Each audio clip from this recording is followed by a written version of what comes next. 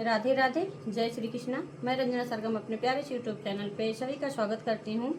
आइए एक विवाह गीत सुनाते हैं। जैसा लगेगा आप लोग अपना आशीर्वाद प्यार दुलार दीजिएगा दोस्तों। तो गाना दीदी के चैनल पे और हमारे चैनल पे जाएगा। आप लोग जैसा लगेगा आप लोग आशीर्वाद प्यार दुलार दीजिएगा। चलिए सुनाते हैं।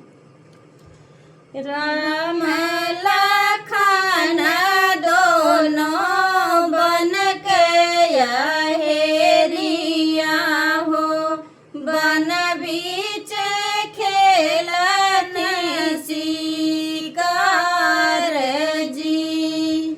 राम लखन दोनों बन के हेरिया हो, बन बीच खेलन शिकार जी।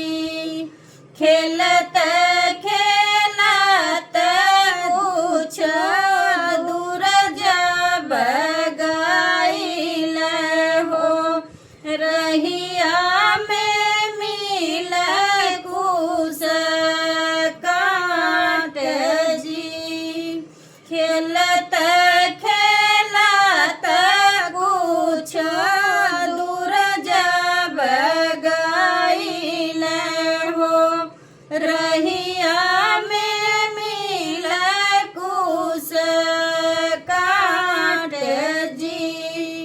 वही कुश काटवा में दुई रे ललकवा हो, खेलत हरिया संग खेल जी।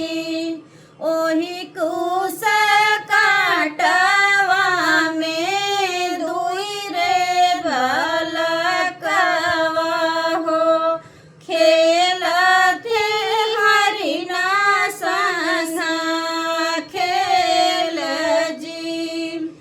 के कर हवा तुही नाती से पोता हो, के कर गला भतीज जी। के कर हवा तुही नाती से पोता हो, के कर गला भतीज जी। के करे जी कोखिया में जन्म लिया हो, कहाँ बाट माता तोहर जी। के करे जी कोखिया में जन्म लिया हो, कहाँ बाटी माता तोहार जी। राजा दशरथ जी के नात्य से पोता हो, लक्ष्मण भैया के भतीज जी।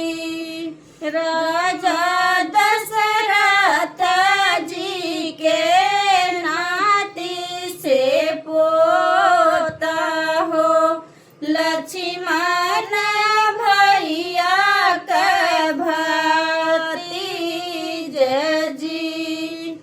सीता के कोखिया में जन्म लिए है हो, बन बाण माता हमार जी।